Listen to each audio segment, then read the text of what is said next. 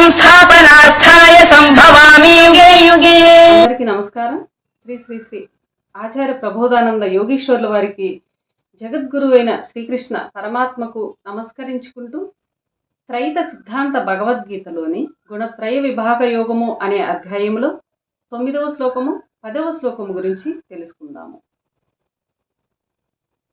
సత్వం సుఖే సంజయతి రజకర్మణి భారత జ్ఞానమావృత్య తు తమః ప్రమాదే సంజయత్యుత. ఈ శ్లోకము జీవుడు 3 గుణభాగముల గురించి తెలియజేశారు. భావము: సాత్విక గుణభాగము యొక్క గుణములు సుఖములందు ఆసక్తి కలిగించగా, రాజస గుణభాగములోని గుణములు ఆశను కలిగించి లాభము కొరకు పనులు చేయించగా, తామస ఆవరణములోని గుణములు జ్ఞానమును కప్పివేసి ప్రమాదాలచే ముప్పును కలగజేయు పనులందే ఆసక్తి కలిగించి చేయుచున్నవి. 10వ శ్లోకము: రజస్తమశ్చాభిభూయ సత్వం భవతి భారత రజస్తత్వం తమశ్చైవ తమస్సత్వం రజస్తథా.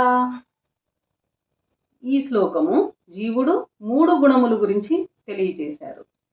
భావము: 3 గుణభాగములలో జీవుడు ఒక సమయములో ఏదో ఒక భాగములో మాత్రము ఉండును. తామస భాగములో ఉన్నప్పుడు రాజస భాగములోను సాత్విక భాగములోను ఉండడు. జీవుడు ఏదో ఒక గుణభాగములోనే ఉంటాడు. అలాగే తామస భాగంలో ఉన్నప్పుడు జీవుడు రాజస భాగములోను సాత్విక భాగములోను ఉండడు. అలాగే రాజస భాగములో ఉన్నప్పుడు తామస భాగములోను సాత్వికములోను ఉండడు. సాత్విక భాగములో ఉన్నప్పుడు రాజస భాగములోను తామస భాగములోను ఉండడు. జీవుడు ఏదో ఒక గుణభాగములోనే ఉంటాడు. ఈ శ్లోకం యొక్క వివరము ఇది. ఇంతటితో సమాప్తము. అందరికీ నమస్కారం.